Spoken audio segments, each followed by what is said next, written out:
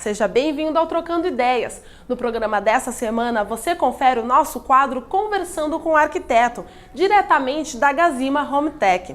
Conversamos com a arquiteta Gabriela Kirse, ela que é da K-Design e contou sobre sua vida, carreira e planos para o futuro. Na sequência, você confere uma entrevista sobre diagnóstico por imagem. Fomos até a Radisson Estação conversar com a doutora Carmela Krebs, ela que é médica radiologista e especialista em ressonância magnética. Ela conta tudo sobre o exame de ressonância magnética e o mundo de diagnóstico por imagem e quando ele deve ou não ser feito. Acompanhe!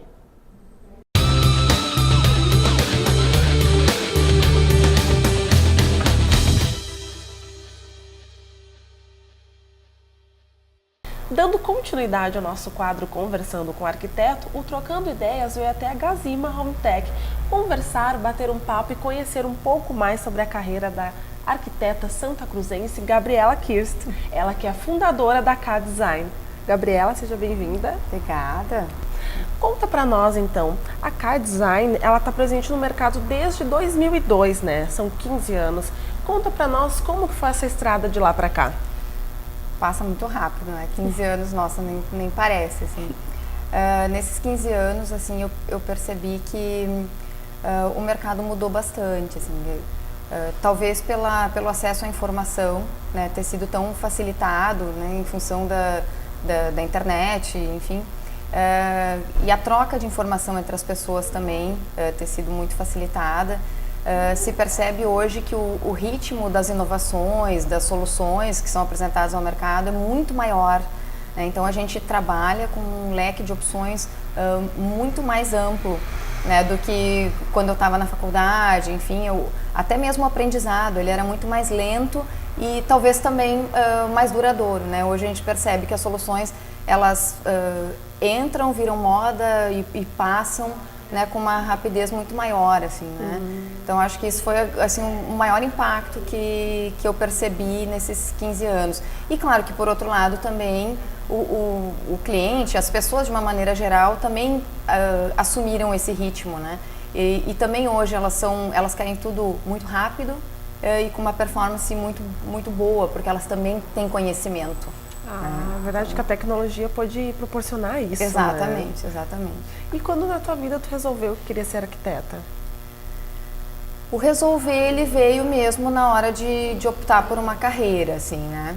Mas a inclinação para a arquitetura, ela já vinha desde a infância, assim. As minhas brincadeiras preferidas eram de montar casinha, ou de brincar na casinha, ou de montar cidade, de fazer maquete, né? Eventualmente a gente tinha algum exercício em relação a isso na escola, eu adorava, né? Então esse trabalho mais plástico, mais estético, ele sempre foi muito atrativo para mim, né? E a opção na carreira, eu tinha algumas outras opções também, mas a minha opção de carreira pela arquitetura foi quando eu me dei conta dessas aptidões, desse gosto que eu tinha por esse lado mais plástico, assim.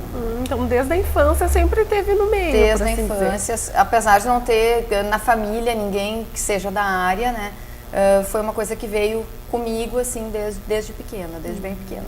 E as tuas principais referências? Onde tu busca elas? Quem são?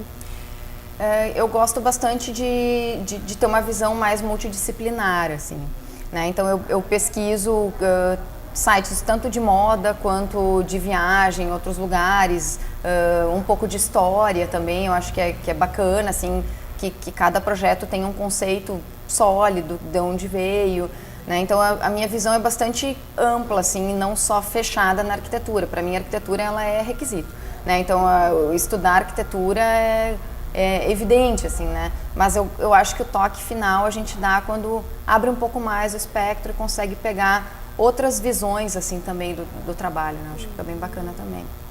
E qual parte na arquitetura mais te encanta? O que tu prefere trabalhar?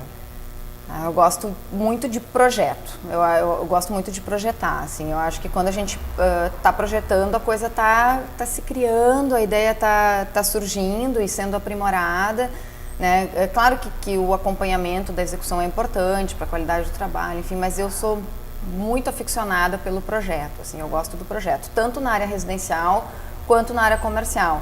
Eu gosto de projetar, para mim é onde eu me sinto plena, assim, onde eu gosto de parte estar. que mais te encanta, então, Exato, mesmo. Exato. E de todos os projetos que tu já fez, tem algum que tu gostou mais, que tenha marcado mais a tua carreira? Olha, eu acho difícil de escolher um, assim, porque o projeto ele é muito do momento, assim, né? O momento de quem está projetando, o momento que tá se vivendo. Então, assim, escolher um projeto, eu acho que eu não teria um projeto preferido, né? Eu tive várias coisas que eu gostei em vários projetos, mas eu acho que eu não tenho nenhum em especial para destacar, assim, eu gosto do conjunto. Também de 15 anos para cá já fez tantos, né, Gabriela? Foram vários. Tem algum material que tu prefira trabalhar, utilizar nos teus projetos? Eu vejo o material como uma ferramenta para compor o conceito do projeto. Né? Então, se eu usar sempre o mesmo material, eu posso correr o risco de puxar para um lado apenas, enfim, né? Eu vejo assim, o material, eu gosto de usar os materiais como eles são, né? Se eu usar o concreto, eu gosto que ele apareça, né? Se eu usar a madeira, eu gosto que ela apareça, né? Não transformar ele demais, né? Não botar muito brilho, ou não pintar demais se não for necessário, enfim, se não for a cor que é para estar sendo destacada, né? Então, mas o material para mim ele é uma ferramenta, né, para compor o conceito do projeto. E um grande diferencial teu também, Gabriela, é que além de projetar residências, tu projeta também projetos comerciais, como lojas. Pode explicar um pouquinho para nós por que tu optou essa parte? O projeto comercial, ele veio já no final da faculdade, assim. Então, são 15 anos que eu trabalho com arquitetura comercial. Desde o começo.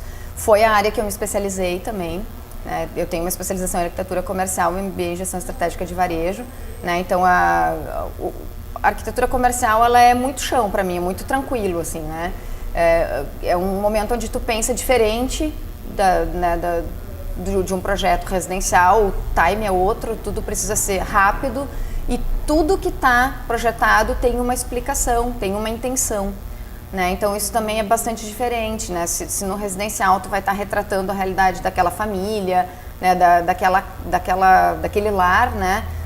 No comercial tu está sempre retratando um momento social, né? A forma como as pessoas estão consumindo, a forma como elas estão gostando de se relacionar com uma determinada marca. Né? Então, tu tem uma oportunidade de passar mais uma mensagem dentro do ambiente comercial. E isso me fascina bastante, porque eu gosto muito de projeto, gosto muito de conceito. Né? Então, eu gosto muito dessa coisa do espaço comunicar, né? De a gente conseguir passar a mensagem da marca através do ambiente comercial. Bem interessante isso. E na K-Design tem tu que é arquiteta, trabalha com outras moças também, né? Sim, a minha sócia, Roberta, ela é designer e é publicitária, né? Então a gente faz um trabalho conjunto muito forte nessa questão do lar da marca. É isso, né? Que eu ia te perguntar mesmo, né? Cada uma pega um ponto, assim, para ficar mais de acordo, né? Exatamente. E para cada projeto a gente sempre busca montar uma equipe que tenha expertise para atender aquelas demandas, né? E além de projetos de arquitetura e identidade visual, tu também se responsabiliza pela fachada, design interior, inclusive do ponto comercial. Qual que é a importância, assim, de todos esses detalhes, como a gente estava conversando antes, do ponto comercial? O sucesso de um negócio, ele não vai estar focado só num item, né? Tu não vai, por exemplo, se tu tiver só uma loja bonita, não necessariamente tu vai ter sucesso em vendas ou na imagem da tua loja em relação aos teus clientes, né? Tu precisa ter te munir de um arcabouço de soluções, né? Então, desde de onde vai estar a tua localização para o teu posicionamento em relação ao teu público, né? Até a forma como tu vai expor a tua fachada, né? Já teve cliente meu que veio conversar e dizer, mas eu não sei, o pessoal acha que a minha loja não é para ele. Mas é para ele. Eu disse, pois tu não está comunicando isso, né? Como é que a gente vai fazer para comunicar, né? Enfim. Então, desde o ponto até, claro, o atendimento é super importante, a exposição dos produtos, a iluminação, né? O ambiente, a experiência como um todo do cliente precisa ser pensada, né? E isso vai desde onde a loja vai estar colocada até a hora que a pessoa sai com a sacola, usa a primeira vez o produto, enfim, né? É todo um processo que é bem completo, né? Tudo bem estruturado mesmo. Bem estruturado, e a arquitetura ela pode ser uma ótima ferramenta para auxiliar nesse processo. Interessante, então, vai ficar a dica, né, para quem está em casa. Gabriela, como a gente estava conversando, tu acredita que o ambiente comunica e o entendimento das aspirações são fundamentais num projeto autêntico, né? Por quê? Eu sempre digo assim, quando a gente termina um projeto e ele ainda não está decorado, por exemplo, numa residência, fica aquela cara meio de showroom, assim, né? Mas na medida que a pessoa vai colocando seus objetos, vai arrumando com a cara dela, com as características daquela família, né, o projeto ele passa a tomar vida, a pessoa se apropria daquele espaço e começa a passar mensagens. Então tu vai na casa de uma amiga tua e tu gosta muito daquela casa. Sim, é porque a arquitetura tá bem composta, mas é porque ela tem a personalidade daquela pessoa, daquela família. Porque passou aquele recado. Porque passou aquele recado. Né? Da mesma forma, lá na loja, como eu comentei antes, né? Tu vai fazer uma loja, uma clínica, um espaço corporativo, enfim, né? Tu vai ter uma mensagem para passar, né? E tu vai complementar a mensagem que tu passa com o teu folder, com o teu cartão, com a tua marca. Né? Tu vai ter essa confirmação. Se tu tem uma promessa e tu não cumpre ela na hora da experiência com o serviço, com o produto, né? Fica ruindo, tá faltando alguma coisa. Né? E quando tu consegue fazer isso de uma maneira completa, por isso que eu digo que o espaço comunica, o ambiente comunica, ele vai ser uma resposta daquela promessa, daquela aspiração que o cliente está esperando, né? Quando ele vai entrar em contato com a tua marca. É pensar num todo, então, né, Gabriela? É pensar num todo.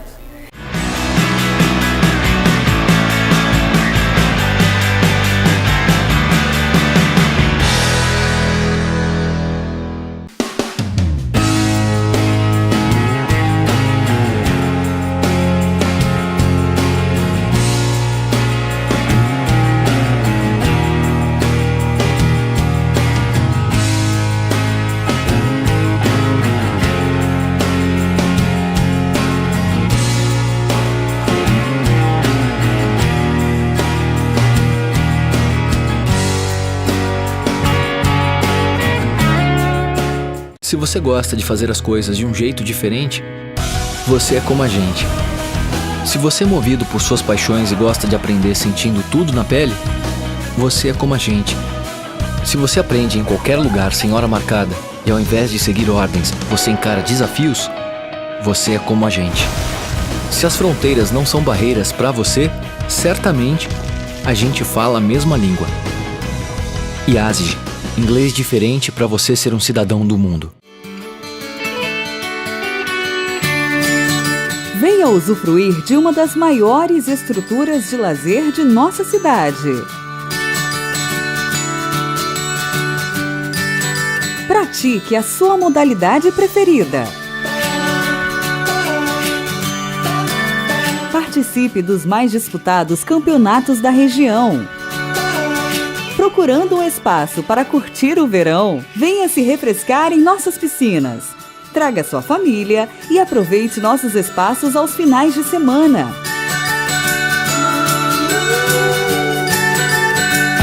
Precisando de um local para o seu evento? Eternize os seus momentos mais especiais em um de nossos salões. Associe-se e aproveite o que há de melhor na região. Esporte Clube União Corinthians. Venha fazer parte da nossa família.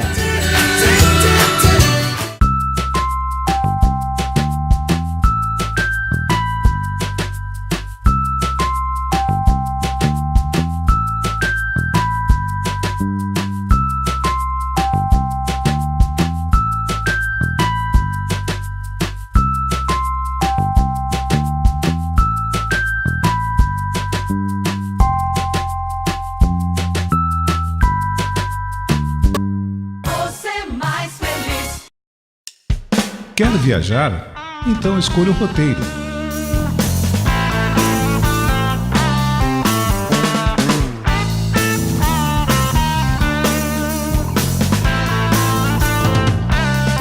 Xavier Consultoria em Viagens. Nossa especialidade é proporcionar experiências inesquecíveis.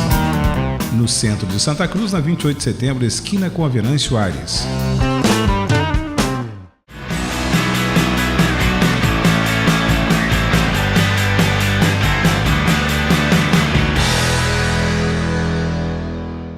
E além disso, tu faz toda a parte de aplicação de iluminação, chamado de luminotécnica. Pode explicar um pouco mais para nós?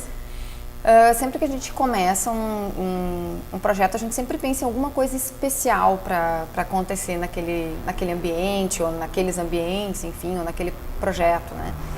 E a iluminação, ela quase sempre é um item legal de tu explorar para fazer essa surpresa, essa coisa especial, né? Seja no residencial, seja no comercial, porque tu consegue criar cenas diferentes, né? Então tu consegue tocar as pessoas de uma maneira mais na percepção, na emoção, né? Então tu pode criar um ambiente mais acolhedor, tu pode criar um ambiente mais frio e tu não mexeu em móvel, né? Tu mexeu só nas cenas de iluminação. Tu pode criar um espaço romântico, tu pode criar um espaço de fazer tarefa na mesma sala de uma casa, né? Por quê? Porque tu vai mudar as cenas de iluminação, né? Então a luminotécnica, ela permite esse tipo de sensações dentro dos ambientes, né? Por isso que eu gosto tanto de trabalhar com ela.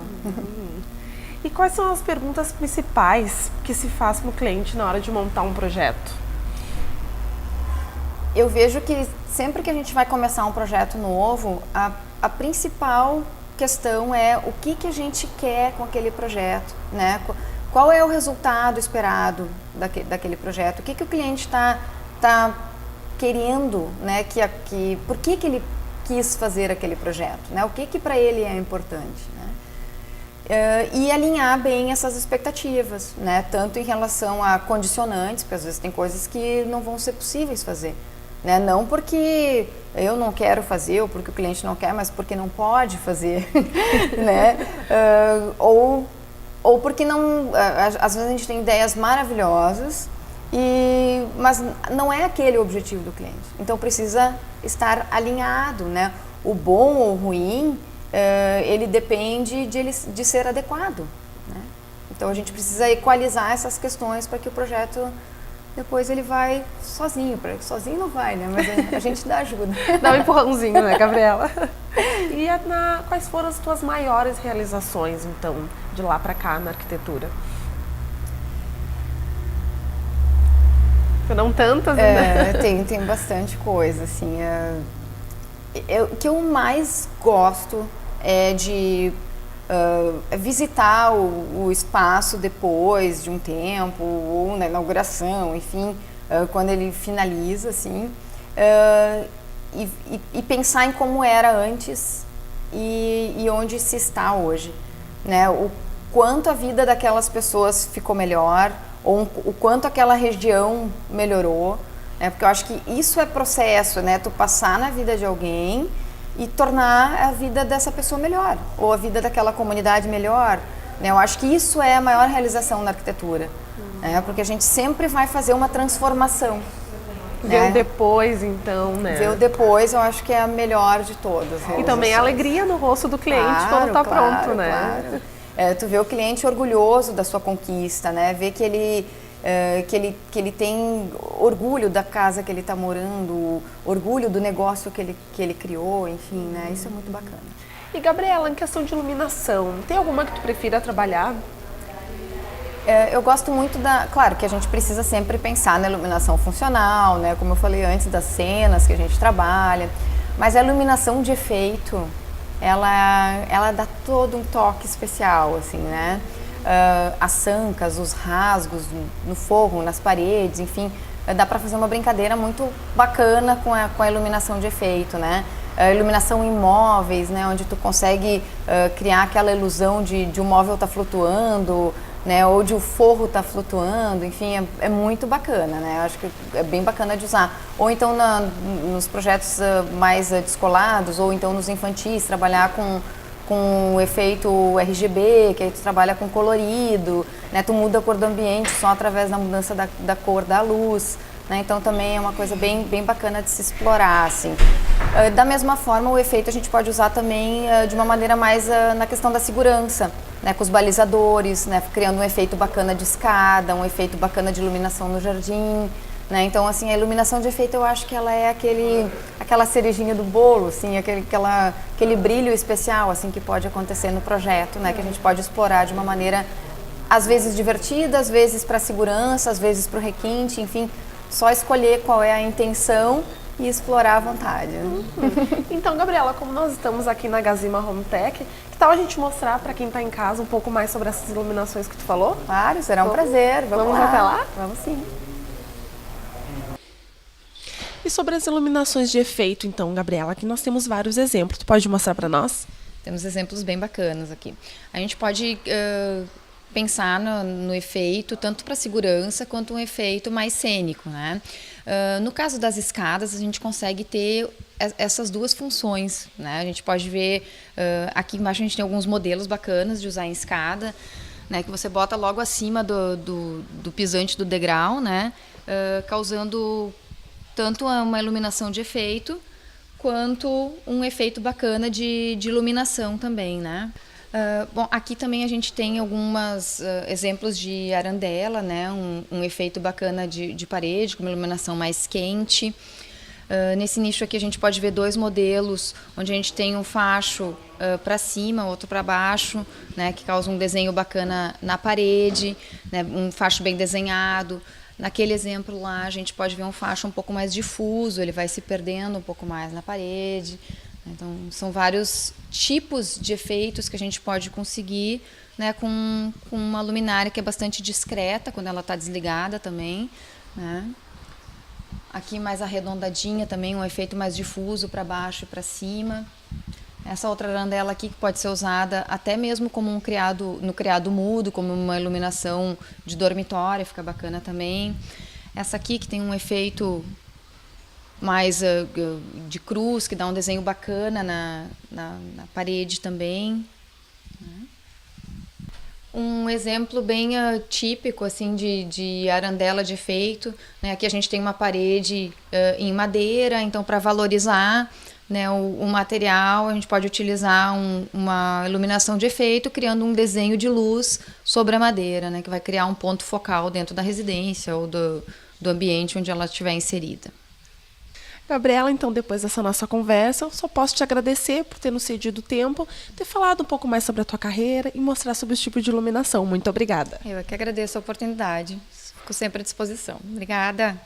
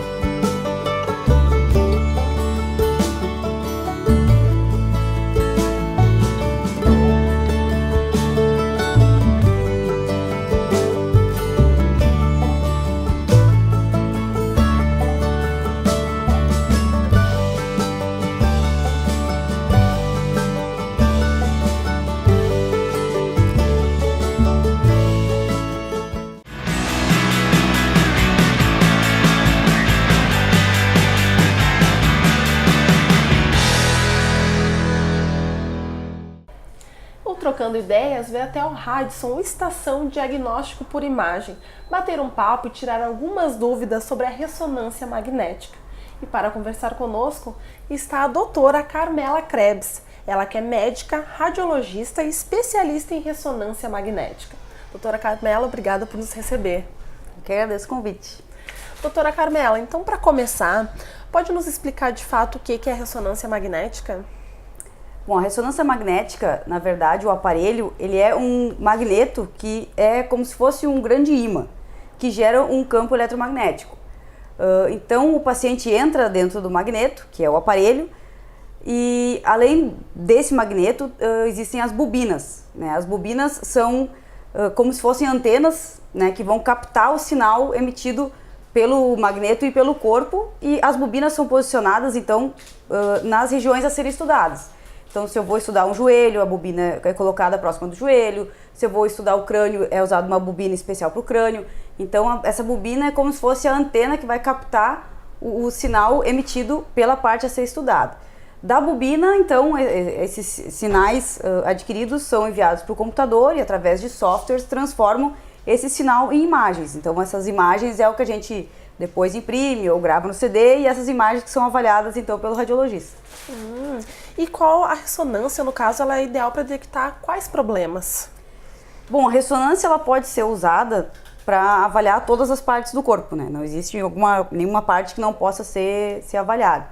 Então, as diferentes doenças, todas têm uma indicação de ser avaliada por ressonância, né? Tanto lesões inflamatórias, como inflamação de tendão, ou alguma inflamação por alguma infecção, também seja abdominal, torácica, intracraniana, lesões traumáticas também, né?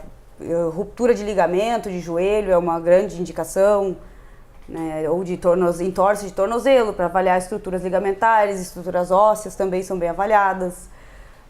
Na parte mais da oncologia, né? As doenças tumorais, também para avaliar nódulos no fígado, nódulos do tórax, também para avaliar a extensão de doença, né, para ver se alguma doença que foi detectada no intestino já tem alguma doença à distância, né, já tem algum comprometimento de outros órgãos, além daquele órgão onde a doença começou. Então, isso também é uma indicação. Então, na verdade, a ressonância consegue avaliar todas as partes do corpo e todas as doenças. Claro, tem algumas indicações mais específicas que outras, mas acredito que todas as partes podem ser estudadas.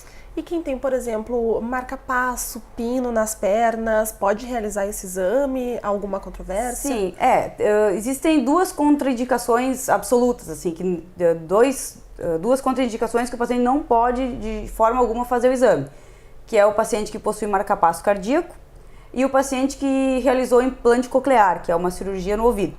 Não são todas as cirurgias do ouvido, só quem tem o implante coclear. Nessas duas situações não é possível fazer o exame. Hoje em dia, alguns marca-passos cardíacos já são compatíveis com a ressonância magnética.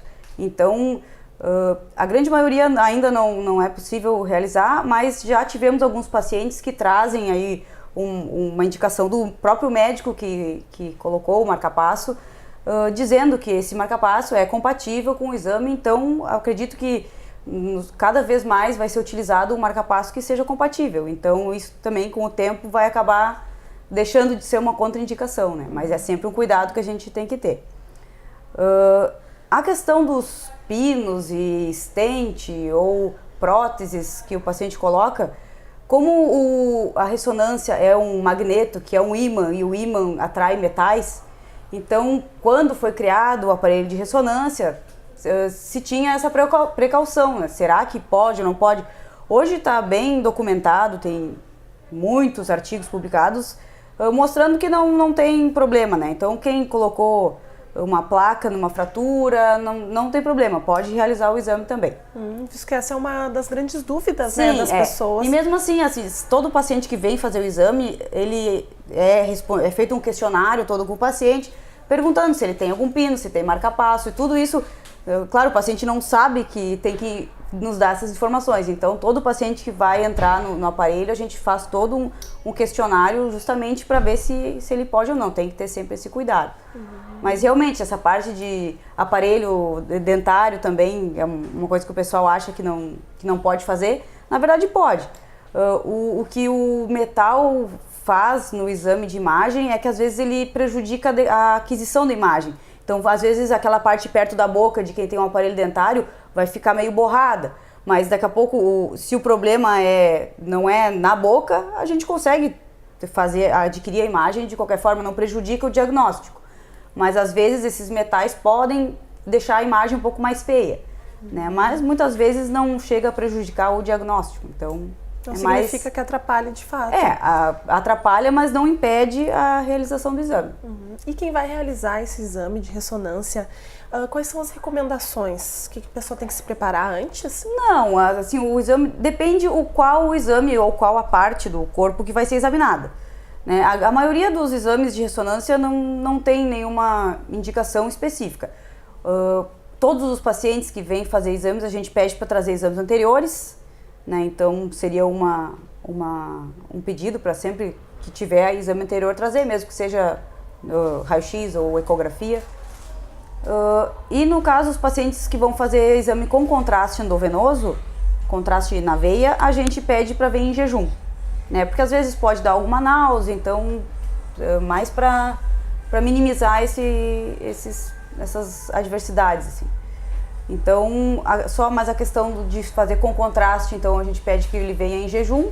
E exames do abdômen também a gente pede para o paciente vir em jejum, porque na ressonância é importante que o paciente fique parado para adquirir a imagem para a imagem ficar mais nítida. Então, o intestino ele já tem um movimento normal. Então, quando o paciente não está em jejum, as alças intestinais elas estão se movimentando. E isso na hora de fazer a imagem pode nos prejudicar. Então, a gente pede também o jejum no exame de abdômen, porque no jejum as alças intestinais estão mais paradinhas, então elas não atrapalham tanto a aquisição da imagem. Comentou agora sobre os exames de raio-x. Todos os exames que é feito, é necessário ser mostrado para o médico antes de fazer a ressonância? Não que todos tenham que ser mostrados.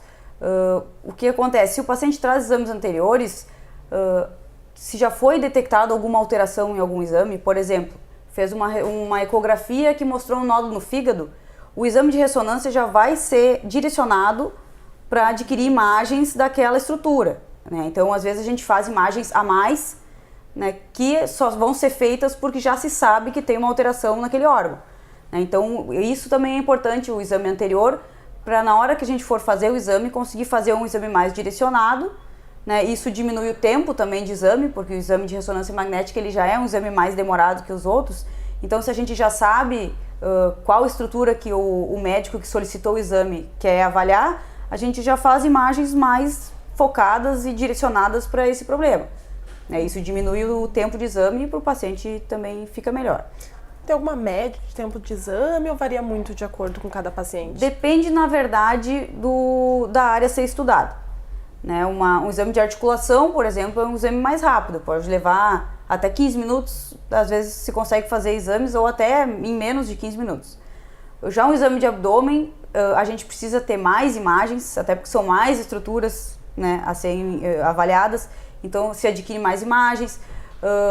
É mais difícil para o paciente ficar parado, porque tem o movimento da respiração também, então muitas vezes o paciente respira de forma muito acelerada e a imagem não fica muito boa, então a gente tem que às vezes repetir, vamos ter que adquirir de novo. Isso também pode estender um pouco o tempo do exame.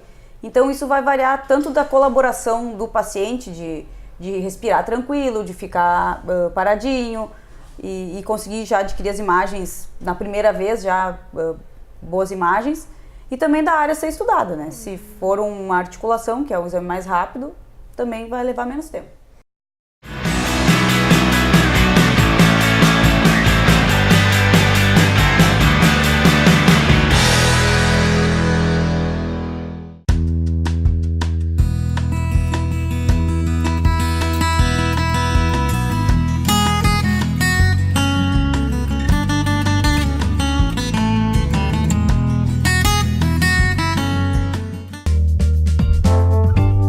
As botas de cano longo trazem charmosos detalhes, seja na modelagem ou nas novas cores, nos tons terrosos, com viras e detalhes em pelos, super tendência para a estação.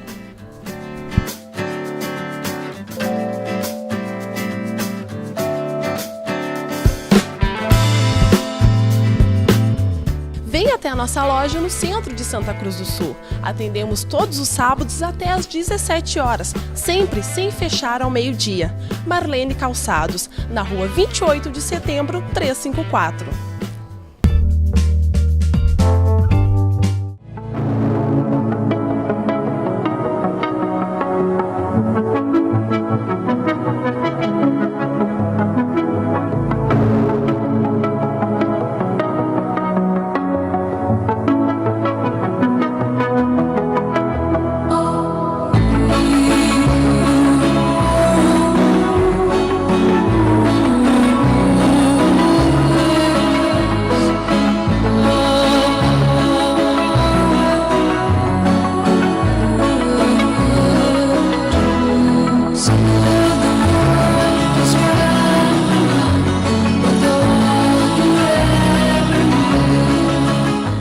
Na Perfil Cortinas você encontra persianas, papéis de parede, toldos e as tradicionais cortinas que dão um toque final na decoração do seu ambiente. No mesmo endereço você conta com a facilidade de locar louças, copos e talheres para um jantar a dois ou uma mega recepção.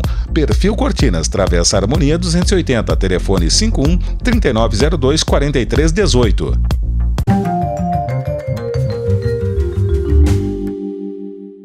A dica St. Gallen de hoje é para as mamães. Amamente o máximo de tempo possível. As mães que amamentam seus bebês por pelo menos 1 ano reduzem o risco de desenvolverem o câncer de mama futuramente. Instituto de Oncologia St. Gallen, Núcleo Mama. Mais que cuidar de pacientes, cuidamos de pessoas. Santa Cruz do Sul e Venâncio Aires. Diretor técnico Marcelo Luiz Dotto, CRM 21297.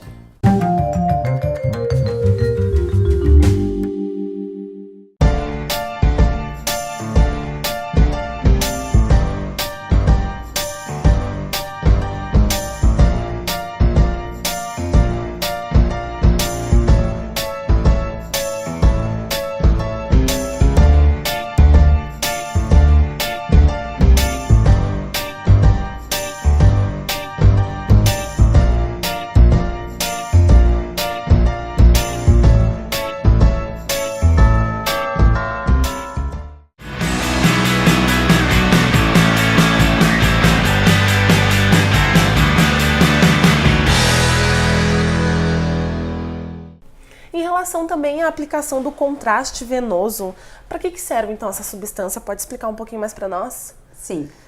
Algumas lesões, principalmente lesões tumorais, né? Elas podem ter, como a gente chama assim, a mesma cor do órgão onde elas são. O radiologista ele avalia a imagem com tons de cinza, então as imagens de ressonância, né, sempre são em tons de cinza. Então, digamos que muitas lesões têm o mesmo tom de cinza do órgão onde ela está situada. Por exemplo, um nódulo no fígado. Se eu não coloco contraste, muitas vezes eu não vou enxergar essa lesão, porque ela fica do mesmo tom do fígado. Quando eu injeto contraste endovenoso, as lesões elas captam o contraste de forma diferente. De forma diferente, tanto entre a lesão e o órgão onde ela está, como cada tipo de lesão vai captar o contraste também de forma diferente. Então, o contraste ele serve para a gente destacar lesões em alguns órgãos que sem o contraste talvez a gente não fosse ver, lesões pequenas, muitas vezes sem o contraste elas têm um brilho muito semelhante ao fígado ou ao órgão que elas estão situadas, a gente não veria. Então, para destacar essas lesões e também para fazer o diagnóstico diferencial entre os tipos de lesões. Então, se eu tenho uma lesão no fígado que ela, logo que eu injeto o contraste, ela já brilha, é uma característica. Algumas outras lesões eu vou injetar o contraste e só nas últimas imagens, aí ela vai começar a brilhar. Então já é outra característica. Então eu digo, o radiologista ele é detetive, né? A gente tem que pegar as pistas, então a gente faz várias imagens em vários momentos e conforme a lesão ou a alteração vai se comportando, a gente vai pegando as pistas e no final a gente faz um diagnóstico definitivo. Se essa lesão brilhou dessa forma, então provavelmente é uma lesão maligna.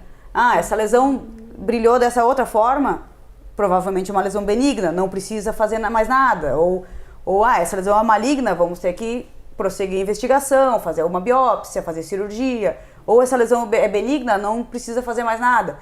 Então, esse que é o papel do radiologista e essa é a função do contraste, principalmente nas lesões nodulares, né, e tumorais. Outra indicação do contraste também são em lesões inflamatórias, infecciosas, que muitas vezes, lesões causadas por bactéria, por exemplo, logo que a bactéria atinge o órgão, ela começa a fazer uma inflamação e com o tempo ela pode produzir pus, né? Esse pus vai formar uma bolinha de pus, uma bolinha de líquido. Então, o contraste, ele ajuda a definir também se aquilo ali está só inflamado ou se já tem uma coleção que daqui a pouco, só com medicação, ela não vai curar, né? Então, o contraste também ajuda a ver o grau ou a quantas anda o processo inflamatório ou infeccioso, nesse caso, nesse exemplo, bacteriano. Então, ajuda também a diferenciar. Precisaremos intervir com uma punção ou só a medicação via oral ou endovenosa já está bom para o paciente? Então, isso também o contraste ajuda a diferenciar. E para aplicar o contraste, aí sim tem alguma restrição de algum paciente ou pode ser feito em todas as pessoas? O contraste da ressonância magnética, ele não é um contraste muito alergênico, ele não causa muita alergia. Algumas pessoas até têm alergia ao contraste, mas isso, infelizmente, a gente só fica sabendo quando é utilizado o contraste e a pessoa apresenta alguma reação alérgica. Mas é muito raro. O contraste utilizado na tomografia, esse sim, já tem uma característica de causar mais alergia nos pacientes. Então, sempre é feito um questionário, pacientes com alguns tipos de alergia a outras coisas também é tomado um cuidado especial, mas isso mais para o contraste usado na tomografia, que é diferente do contraste usado na ressonância. A ressonância, a gente utiliza o gadolínio, que é um contraste que não causa muita alergia. Então, não teria que ter algum cuidado especial assim em relação à parte de alergia. Uma questão também que a gente sempre tem que cuidar é a função renal, se os rins do paciente estão funcionando bem.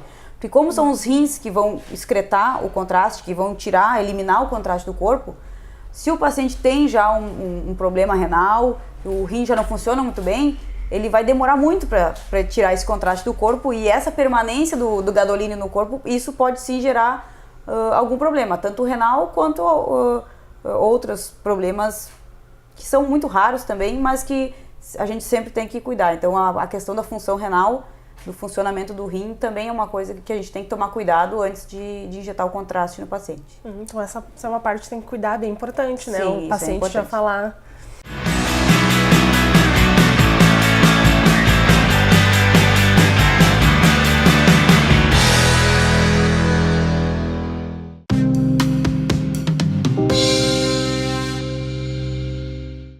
A dica da Óticas Diniz de hoje é sobre a saúde da visão. Quem tem problemas de visão e precisa corrigir com óculos de grau, sabe que eles passam a fazer parte do seu rosto. Chega uma hora que você nem os enxerga mais quando se olha no espelho. Acordar e colocar no rosto se torna automático. Óticas Diniz, a maior rede de óticas do Brasil.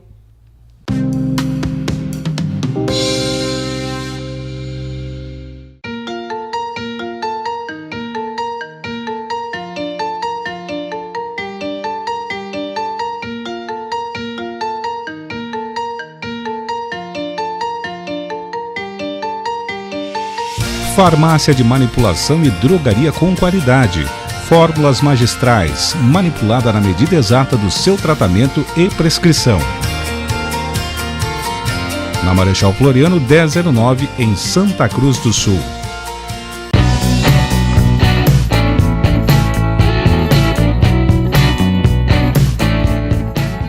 A dica Gazima Home Tech de hoje é sobre iluminação em geral. Uma boa iluminação significa conforto e eficiência, enquanto uma iluminação mal planejada é capaz de desvalorizar e prejudicar completamente o bom funcionamento do espaço. Portanto, vale seguir algumas dicas na hora de pensar na posição dos pontos de luz, no tipo de luminária e na cor da luz utilizada, de acordo com as necessidades específicas de cada ambiente.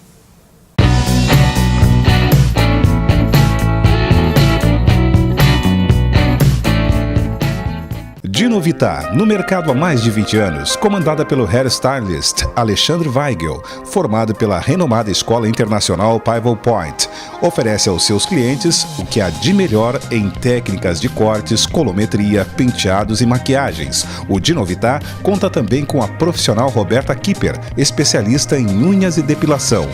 Dinovita, Centro de Beleza, Avenida João Pessoa 442, Santa Cruz do Sul. Telefone 51 37 11 16 98.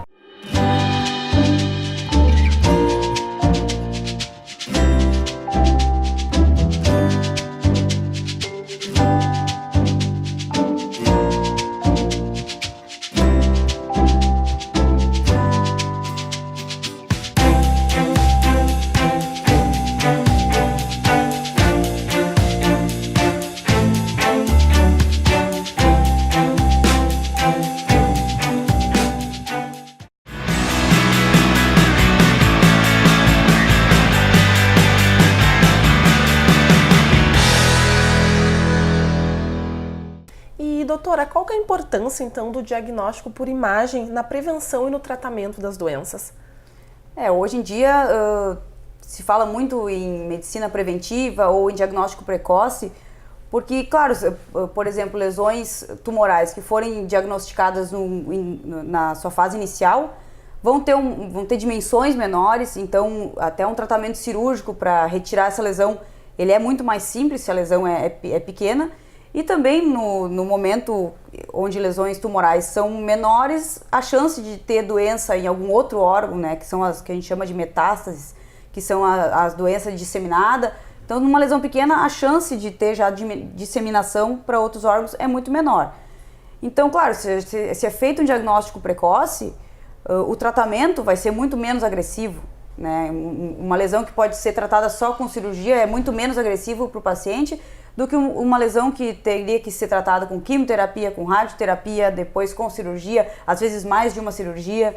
Então, além do prognóstico, né? Uma lesão, quando ela é diagnosticada e ela já está comprometendo estruturas adjacentes fora do órgão onde ela teve origem, ou uma lesão, por exemplo, do intestino, que já tem lesão pulmonar, já tem lesão no fígado. Então, é uma lesão que vai ter que ter um tratamento mais agressivo para o paciente e tem um prognóstico pior, né? A chance de cura desse paciente é muito menor. Então, o diagnóstico precoce é importante por isso, né? Tanto para aumentar a chance de cura desse paciente, porque antigamente o diagnóstico de câncer era um carimbo de mau prognóstico. Hoje em dia, não. Hoje tem muitas lesões são curáveis, né? E até mesmo lesões que já têm implantes em outros órgãos, também muitas delas são curáveis. Então, quanto antes for feito o diagnóstico, melhor para o paciente. Então, muitas lesões ou muitas alterações tumorais, elas não são detectáveis por exame de sangue ou por exame físico, ou às vezes elas são tão pequenas que elas não dão sintoma, então elas só vão dar sintoma quando elas forem muito grandes. Por isso o diagnóstico por imagem é importante. Agora a gente já consegue, e até com ressonância magnética, detectar lesões muito pequenas, né? E uma aplicação muito importante até da parte de ressonância de abdômen é no tumor de intestino. Porque o tumor de intestino, quando já se tem lesões no fígado, por exemplo, se a gente retira essas lesões cirurgicamente, ou ao mesmo tempo que a lesão do intestino mesmo, ou depois, tem uma melhora, uma maior chance de cura para o paciente. E a ressonância magnética consegue detectar lesões muito pequenas no fígado, que muitas vezes pela tomografia não seriam possíveis, né? Justamente por esse brilho que dá no contraste, ou por algumas outras formas que a gente tem de adquirir imagem que nos dão aumenta a sensibilidade. Então, a parte de detecção de lesão secundária, que a gente diz que é longe do sítio da onde ela começou, a ressonância é muito importante nessa parte. Então pode-se dizer, doutora Carmela, que a ressonância ela é um exame bem minucioso na prevenção? Sim, ela é um exame muito sensível, né? O que quer dizer que lesões pequenas, lesões precoces, ela tem como eu falei, né, que nós trabalhamos com tons de cinza, então ela tem algumas formas de realçar essa diferença de tons entre lesões pequenas e o órgão normal, né, que nos outros exames, às vezes, a gente não consegue ter tanta essa diferenciação. E a gente usa também, como eu vou dizer, são várias formas de adquirir a imagem que nos dão pistas, né? Mais uma vez, dá uma de detetive, né? Então, algumas imagens vão nos dar um sinal muito forte na gordura, outros vão nos dar um sinal muito forte no líquido, outras vão nos dar um sinal muito forte quando é injetado contraste. Então, essas diferentes formas, e é por isso que o exame demora, porque às vezes a gente tem que adquirir várias imagens que vão dar ênfase em diferentes tipos de tecido, que a gente chama tecido de gordura, tecido de partes moles ou líquido. Então, juntando todas essas diferenças, a gente consegue dar o diagnóstico. E a ressonância nos torna possível fazer esse aumento do brilho, né, do sinal ou da cor, do tom de cinza entre essas diferentes estruturas. Então, por isso que ela é mais sensível, né? E, então, para finalizar, a Raidson Diagnóstico por Imagem, ela é conhecida, né, em todo o Rio Grande do Sul, no país, pela excelência em atendimento, né? Então, como é que vocês fazem para estar sempre se adequando às tecnologias? Porque, como tu falou, vai mudando muito, né? Sim. Aqui no Raidson a gente trabalha tentando agradar os nossos dois clientes, né? Que na verdade são os pacientes que vêm realizar os exames e os médicos que vão receber os nossos exames, né? Então, o que o paciente quer? O paciente ele quer ser bem atendido, ele quer ser atendido no horário, ele quer um ambiente agradável, porque geralmente o paciente ele já vem ou vem triste, ou vem chateado porque já tem um diagnóstico ruim, ou ele vem ansioso, ou ele vem fazer um check-up e fica com aquela ansiedade, será que vai aparecer alguma coisa ou não? Então, o paciente ele já chega emocionalmente sensível. Então, os nossos funcionários eles são treinados para isso, para tentar acolher esse paciente, fazer um atendimento humanizado, que a gente chama hoje, se fala tanto, né, em tudo humanizado. Então, aqui a gente sempre busca pelo atendimento humanizado. Os nossos colaboradores eles estão sempre orientados a entender o lado do paciente e sempre tentar atender da forma mais rápida e resolutiva, né? Resolver os problemas. Eu acho que isso em qualquer empresa, em qualquer ramo, tem que se ter um cuidado, né, com essa parte do atendimento. E na questão do médico que vai receber o nosso relatório, o nosso laudo, vai receber as nossas imagens, ele quer um diagnóstico preciso, né? E ele quer imagens boas para ele conseguir avaliar, né, a alteração que ele está suspeitando ou não. E para a gente conseguir um laudo preciso, a gente tem que ter uma equipe médica bem treinada e qualificada e uma equipe técnica também, que é quem realiza o exame de ressonância magnética, por exemplo, é o técnico de radiologia que realiza. Ele também tem que estar treinado para adquirir uma boa imagem e o aparelho também tem que estar sempre com a manutenção em dia. Eu digo que é como um carro, né? O carro a gente compra novo, mas não adianta, ele vai dando problema, então a gente tem que sempre fazer a manutenção, algumas peças têm que ser trocadas periodicamente, algumas vezes ele dá problema, a gente também às vezes precisa ficar um tempo com o aparelho desligado até solucionar. Então isso aí também às vezes são coisas que o paciente às vezes não entende, né, mas faz parte. E claro, com o tempo os aparelhos eles têm que ser trocados, é que nem carro. São né? máquinas, né? São máquinas, então isso também é uma preocupação que a gente tem, de sempre estar atualizando o nosso aparelho. A nossa ressonância, a gente fez um upgrade no fim do ano passado, então ela já está com imagens melhores, já está fazendo exames mais rápidos. E além disso, também a equipe médica sempre busca fazer cursos e congressos nacionais, internacionais. A gente discute também entre os radiologistas, a gente discute casos, porque às vezes a experiência de um soma para o outro, então isso também é importante. Ou alguém fez o exame de ecografia, o outro fez de tomografia, o outro fez de ressonância, então nós juntamos 3 radiologistas e vemos os métodos diferentes, para assim todo mundo aprender junto. Então manter uma equipe médica unida e sempre atualizada também é importante. Então eu acredito que são essa é a receita do bolo, né? Pra gente estar funcionando há tanto tempo E espero que esteja dando certo e que continue ainda por muitos anos. Receita, então, para ser Agora eu bom. contei a receita. Doutora Carmela, muito obrigada por nos receber. Tua agenda é completamente cheia. Obrigada. Não tem problema, por ter gente. Sempre cedido. consegue um espaço. Eu que agradeço o convite.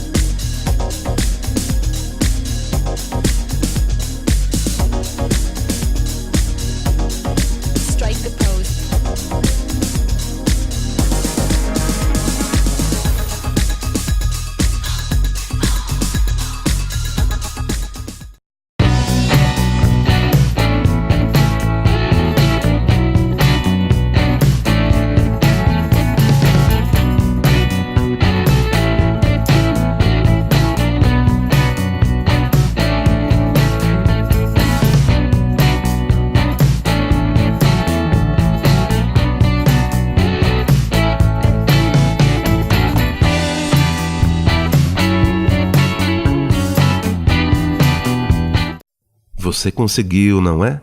Está todo orgulhoso da sua marca, do nome da sua empresa. Até que um dia descobre que não pode mais utilizar este nome. E pior, que a sua marca foi registrada pelo seu maior concorrente. Já pensou que situação? Não deixe que isto aconteça com você. Acesse o site soregistrosbr.com e conheça o caminho mais seguro para registrar sua empresa e sua marca. A Rede Ideal é uma instituição especializada em registros de empresas, de marcas e domínios. E a Ideal Assessoria oferece muito mais que serviços. Atua como parceira dos seus clientes, entendendo seus negócios e interagindo com o mercado de forma integrada e sustentável. Proteja sua marca e garanta seu direito no mercado. Rede Ideal Assessoria, excelência em registros.